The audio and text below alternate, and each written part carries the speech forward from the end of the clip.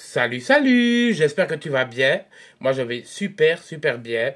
Alors, je suis trop content de vous retrouver aujourd'hui puisqu'on a beaucoup de choses à fêter ce mois-ci, puisque ce mois de mars est synonyme de 4 anniversaires dans la carrière de Britney. Alors, dans un premier temps, nous allons parler du début du mois, les 2 premiers anniversaires, et dans la prochaine vidéo, on parlera des 2 derniers anniversaires pour le mois de mars. Donc, si tu es prêt, que tu as envie de découvrir de quoi je parle, reste pour la suite de la vidéo.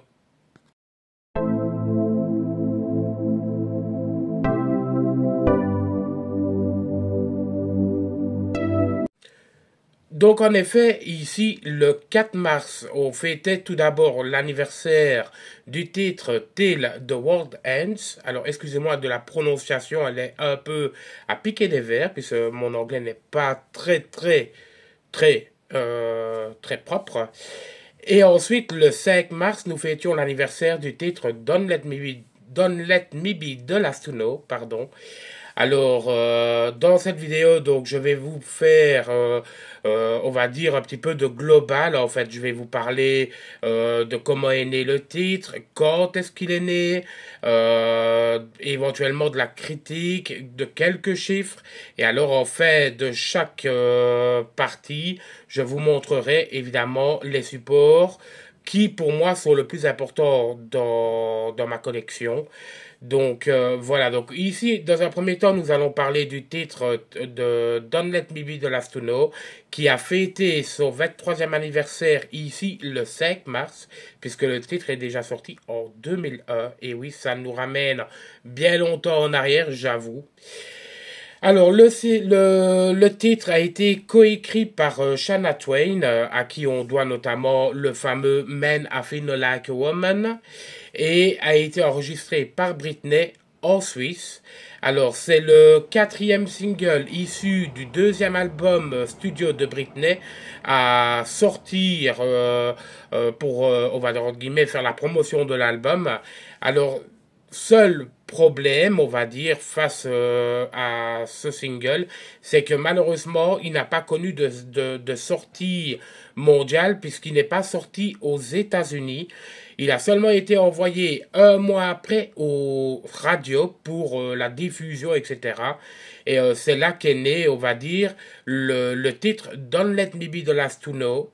Alors, au niveau des supports, ben, on a été assez limité, puisque moi, dans ma collection, je ne compte que si je dois regarder, donc on a enfin, on a un car sleeve, on a un maxi, on a également du vinyle promotionnel et on a aussi de la cassette audio que malheureusement je ne possède pas encore dans ma collection, mais qui sait un jour j'y arriverai certainement. Alors, au niveau de la critique face à ce titre a été assez bonne, puisque grâce à ce titre, Britney casse, on va dire, son image de Lolita qu'on peut connaître depuis Baby One More Time. Hein, donc, vous vous rappelez de Baby One More Time, Sometimes, You Drive Me Crazy, Born to Make You Happy. Et elle a vraiment cassé son image pour nous apparaître en fait un peu plus sexy avec des paroles qui sont un peu plus comment est-ce que je vais dire plus vieilles, on va dire ainsi, que ce qu'elle pouvait chanter auparavant dans ses chansons. Alors, le clip vidéo, lui, ben, vous vous en rappelez, Britney sur une plage, avec son mini short en jeans, son haut de maillot de bain, je pense qu'il était blanc, embrassant un garçon, etc., etc. Enfin, on va pas épiloguer. Alors, vous allez vous demander qui est ce fameux jeune homme que Britney embrasse dans la vidéo. Il s'agit tout simplement de Brice Durand, donc qui est mannequin français et qui a été choisi par Britney pour interpréter son petit ami à l'écran. Alors, au niveau de cette vidéo, justement, il y a eu pas mal de polémiques. Déjà, les gens qui disaient que le clip était beaucoup trop osé pour Britney, hein, qu'on était habitué à avoir une Britney un peu plus soft. Et en second lieu, on a eu aussi la mère de Britney qui a fait des siennes parce que on essayait déjà à ce moment-là de la carrière de Britney de sexualiser sa fille et franchement parler, ça ne lui a pas plu puisque les derniers rushs de la vidéo ont été montés la veille de la sortie et malheureusement, il y a eu aussi Justin Timberlake, qui était son petit ami à l'époque, et qui lui, il ne voyait pas de très bon œil, en fait, que Britney passe son temps sur la vidéo à embrasser le garçon en question. Moi, personnellement, ça ne m'a pas choqué. C'est pas, enfin, en même temps, c'est pas un clip que je regarde régulièrement. Il passe, je le regarde, mais c'est pas un clip vers lequel j'irai. Mais bon, voilà, d'autres personnes ont d'autres avis. Alors, au niveau maintenant du classement, comme le titre n'a pas eu de sortie aux USA, ben, le titre n'a eu droit au fait que aux ventes ici en Europe, etc. Alors, je regarde un petit peu sur mes notes. En Belgique, il a été 34e, c'était sa meilleure place. Tandis qu'en Flandre, puisque nous ici en Belgique, l'Ultra Top, on a droit à une partie wallonne et on a droit à une partie Flandre. Et en Flandre, le titre était hissé à la 13e place. En France, il était 27e. Et alors, il a été seulement numéro 1 en Roumanie. Alors, au niveau des certifications, moi j'en ai trouvé que deux. Donc tout d'abord, on a eu le disque d'or en Belgique pour au moins 25 000 copies vendues du titre. Et alors, disque d'or au Danemark pour 4 000 ventes, ce qui n'est pas énorme. Bon, maintenant, c'est les chiffres, comment est-ce que je vais dire ça? C'est les chiffres, en fait, des ventes, en fait, hein, pour être disque d'or, en fait. Hein, parce que 25 000 ventes, ils sont en Belgique, on se doute bien que le CD a été, enfin, le titre a été vendu peut-être le double, voire le triple de fois. Mais moi, tout ce que je vous donne comme chiffres, c'est les chiffres on va dire des disques d'or ici en Belgique. Donc pour être disque d'or chez nous, il faut 25 000 ventes de CD purs pour dire que le titre soit disque d'or. Donc ici c'est le premier, enfin la première partie de la vidéo. Donc je la clôture en vous montrant quelques éditions que moi je possède. Tout d'abord ici j'ai une édition promotionnelle 33 tours de Don't Let Me Be the Last to Know. Alors c'est un remix avec Ex Hector et Thunderpuss. Je sais pas si je le dis bien. Donc ici ben c'est généralement on appelle ça des pochettes génériques et alors eux ont collé un gros stickers en fait pour montrer que c'était bien Britney sur le vinyle. On va déposer ça là.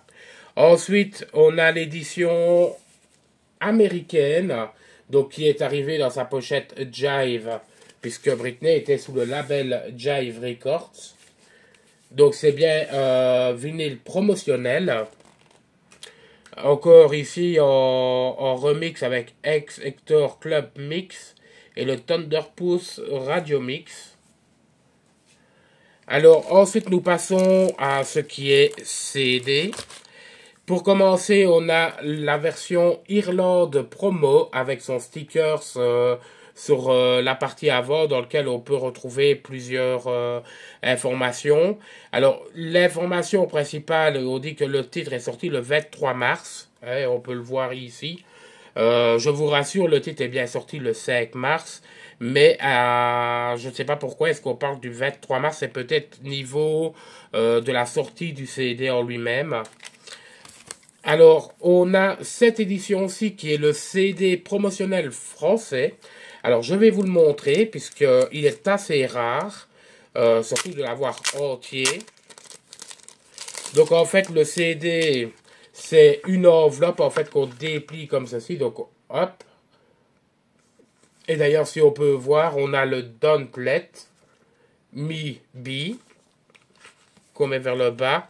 On a The Last. J'essaye de l'ouvrir, j'arrive pas, parce que j'essaye d'éviter de faire tomber le CD par terre. Et alors on a To Know. Alors à l'intérieur on retrouve les informations concernant la release du titre. Donc on met quatrième extrait de l'album disque de platine Oops, I Did It Again, vendu à plus de 400 000 exemplaires.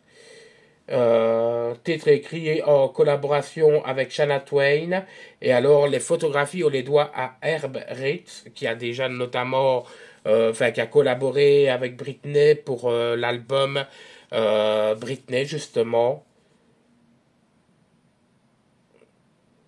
Donc voilà, je regarde un petit peu. Et alors au dos, on peut retrouver l'adresse du fan club français. Alors le CD est comme ceci. Donc c'est un CD rose promotionnel. Voilà. Je vais un peu le replier n'importe comment. Je m'en occuperai après. On a la version UK qui est identique à l'édition française. Mais à part que cette fois-ci, on n'a pas la fameuse enveloppe. Le CD australien promo, donc c'est un CDR. On a le Singapour Maxi 5 titres, donc à chaque fois le CD est identique. Le format promotionnel USA qui arrive dans un boîtier Joel, comme ceci, et alors il a 2 titres dessus. Ensuite on continue avec un CDR qui est d'ailleurs comment est-ce que je vais dire ça, je pense que c'est l'édition australienne, voilà, tout simplement. Le promo suédois du car sleeve, avec les informations dessus. On a le Digipack UK. Alors celui-ci, c'est en édition limitée. Le Maxi UK. On a le premier, on va dire le premier pressage japonais. Alors oui, vous allez me dire, la photo est mise de travers. C'est tout simplement parce que les Japonais ne font jamais rien, en fait, comme les Européens. Donc on a la boîte OBI sur le flanc et on a un second pressage cette fois-ci dans un fourreau. Donc le CD est bien à l'intérieur, il est ici, c'est le même. En fait, c'est ce CD-là qui a été mis dans un fourreau. Alors l'avant-dernier, il s'agit du Europe. Et le dernier, le car sleeve belge. Alors, je sais qu'il existe une édition française de ce car sleeve, mais moi, je ne l'ai pas encore. Mais il faudrait que je regarde un petit peu les différences, etc. pour pouvoir me le trouver. En tout cas, ben voilà pour mes supports concernant Don't Let Me Be the Last to Know. Tout de suite, on continue avec Till the World Ends. Donc, dans la deuxième partie de cette vidéo, nous allons parler du titre qui est un peu plus récent. Il s'agit du titre Till the World Ends, qui fête, lui, ses 13 ans. Le titre est sorti donc le 4 mars 2011 et le second single issu de l'album Femme Fatale de Britney. Alors, moi, je me souviens que l'album Femme Fatale, en plus, était sorti pour mon anniversaire qui aura lieu aujourd'hui. Le jour où je tourne cette vidéo, c'est l'anniversaire de la sortie. C'est l'anniversaire de la sortie de l'album Femme Fatale. Alors, ce sera prévu pour la prochaine vidéo. Donc, on en parlera un peu plus en détail dans la prochaine vidéo. Alors, le titre a été écrit notamment par Keisha, qui a chanté le titre TikTok. Alors que je regarde en même temps sur mes notes. Donc, de base, le titre devait sortir le 4 mars, mais le titre a fuité le 3 mars sur Internet, donc ce qui a fait que le titre est sorti beaucoup plus tôt que la date annoncée, puisque le titre devait sortir seulement quelques jours après. Alors, à savoir que le titre a bénéficié d'une deuxième sortie puisque le 25 avril 2011 a été mis en ligne remix. Cette fois-ci, on peut retrouver sur le remix Britney, Keisha et Nicki Minaj, cette fois-ci dans un remix de tonnerre. Je vous le conseille d'ailleurs, si vous ne l'avez pas entendu, vous pouvez le trouver facilement sur Internet de quoi je vous parle. Alors, au niveau des supports, ça a été pareil. Plus Britney a avancé dans sa carrière, moins de supports on a eu dans notre collection. Donc, on a eu du maxi, du car sleeve, on a eu des vinyles non officiels. Et alors, on avait la version remix sur l'édition Target du DVD Femme Fatale Tour. Donc, si vous ne l'avez pas, ben vous, comme je vous dis, vous pouvez vous le trouver facilement sur Internet. Alors, au niveau de la vidéo, cette vidéo-là a été tournée et réalisée par Ray Kay. Alors, si vous vous en rappelez un petit peu, Britney apparaissait en fait dans un sous-sol avec tous ces danseurs en train de danser pour la fin du monde, etc. Moi, j'ai adoré ce clip, franchement, une véritable pépite. Le titre a eu deux sorties également, puisque sur les réseaux sociaux, on pouvait voir des rumeurs disant que Britney avait fait appel à un sosie afin de pouvoir faire les parties danse de la vidéo. Donc, dans la deuxième vidéo qui a été publiée, on voit bien que c'est Britney qui danse tout au long de la vidéo. Alors, de base, Britney a voulu faire en fait un petit, comment est-ce que je vais dire ça moi, un petit clin d'œil en fait à la prophétie Maya, hein, disant que la fin du monde allait venir pour le mois de décembre 2012. D'ailleurs, ben, on est en 2024, je l'attends toujours, moi, la fin du monde.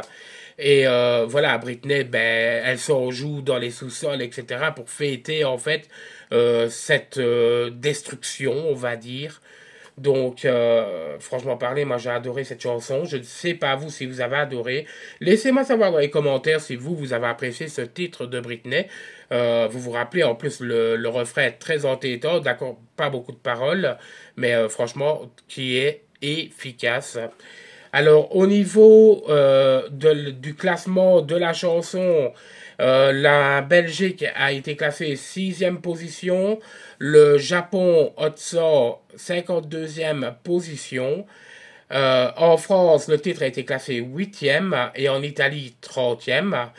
Alors, il a été numéro 1 aux USA, en Pologne, en Espagne et en Corée. Alors, au niveau des certifications, il y a énormément de certifications. Au niveau des disques d'or, le titre a été disque d'or en Belgique, au Danemark, en Italie, au Mexique, en New Zealand et en Suisse. Disque d'argent en Angleterre et alors disque de platine, 2 fois disque de platine en Australie, 3 fois en Suède et 4 fois au niveau des USA, ce qui est vraiment très bien, surtout que on sait que Britney, sa carrière après 2007 a commencé légèrement à décliner, les ventes, etc. Et franchement parler, pour avoir classé autant, enfin avoir été certifié autant de fois pour un seul titre, je trouve que franchement c'est juste ce qu'il fallait quoi. Alors maintenant, au niveau des supports, ben, j'ai pas grand chose à vous montrer. On va commencer avec l'édition Taïwan. Alors, avec le fameux la boîte OBI. Il s'agit du CD européen dans lequel on a glissé la boîte OBI pour avoir vraiment l'import du CD. On a l'édition allemande, donc l'édition européenne en soi, 2 titres. On a le petit car sleeve français. Et alors, moi, ici, j'ai un petit promotionnel UK. Alors, c'est un CDR. Je vais vous le sortir, comme ça, vous le voyez. Comme j'ai pas grand-chose à vous montrer dans la vidéo. Voici à quoi ressemble le CD promotionnel UK Donc il n'y a qu'un titre dessus, donc le fameux Till the World Ends, qui n'est même pas remixé. Pour le coup, ben, je trouve que il y a eu pas mal de bons remixes sur la chanson, etc. Et je me penche un petit peu pour vous prendre ceci.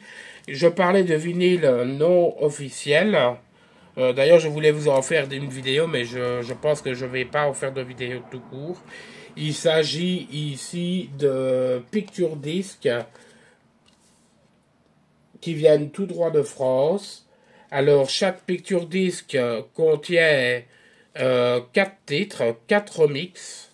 Donc ici, j'ai le part 1 qui est comme ceci, donc une photo de la période Circus sur chaque face. Et alors, on a la partie 2 qui est comme ceci. Donc cette fois-ci, bien dans l'ère Femme Fatale, avec le splendid shooting de c'est Randy Saint-Nicolas, voilà. Alors, sur la partie 2 également, on a 4 remixes. Franchement parlé, vous pouvez encore les trouver sur Discogs. Je trouve en plus qu'ils sont hyper bien faits, ils ne sont pas trop pixelisés. Si je dois comparer ceux-ci par rapport aux picture discs qu'on a reçus pour les 20 ans de Baby One More Time, ceux-ci sont en meilleure qualité.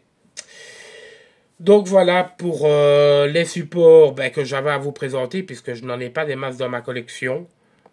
Donc la vidéo pour aujourd'hui est terminée. J'espère qu'elle vous aura plu. N'oublie pas de liker la vidéo si tu as apprécié cette vidéo. Et nous, on se retrouve déjà dans quelques jours pour une nouvelle vidéo anniversaire. Cette fois-ci qui vous parlera du titre If You Seek Amy et l'anniversaire de l'album Femme Fatale. Salut!